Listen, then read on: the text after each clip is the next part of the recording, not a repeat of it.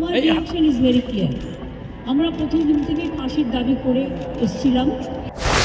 আরজিকর হাসপাতালে চিকিৎসক ছাত্রীর ধর্ষণ ও খুনের ঘটনায় আমৃত্যু যাবজ্জীবন কারাদণ্ড দেওয়া হলো সঞ্জয় রায়কে। 9 আগস্টের ঘটনার 5 মাস 11 দিনের মাথায় সোমবার এই সাজা ঘোষণা করেন শিয়ালদা আদালতের বিচারক অনির্বাণ দাস।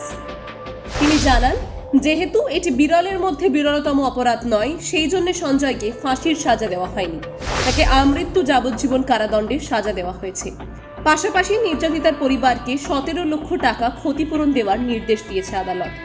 এই ঘটনার বিচারক গত শনিবারই সঞ্জয়কে দোষী সাব্যস্ত করেছিলেন।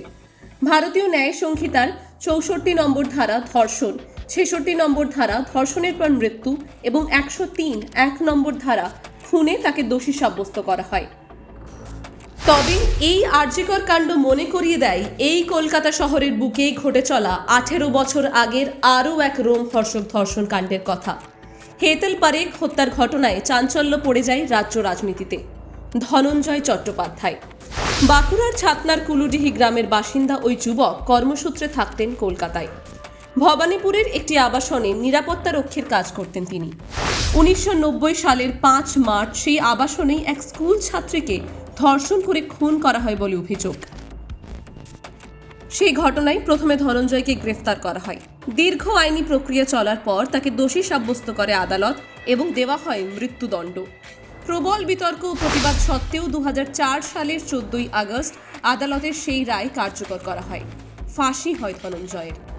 ধনঞ্জয়ের পরিবারের সদস্য ও প্রতিবেশীরা মনে করেন ধনঞ্জয় এক গভীর ষড়যন্ত্রের শিকার হয়েছিলেন। ধর্ষিতা ও নিহত ছাত্রী প্রভাবশালী পরিবারের মেয়ে ছিল। সেই কারণে ধনঞ্জয়ের উপর ঘটনার পুরো দায় চাপিয়ে আসল অপরাধীকে বাঁচিয়ে দেওয়া হয়। যদিও ধনঞ্জয়ের ফাঁসির মামলা পুনরায় শুরু করতে চাইছেন তার পরিবারের সদস্য ও প্রতিবেশীরা। প্রশ্ন থাকবে অনেক, হয়তো কিছুর উত্তর মিলবে, কিছুর মিলবে না। রাজনীতি, কূটনীতি স্বাভাবিক নিয়ম মেনেই চলতে থাকবে।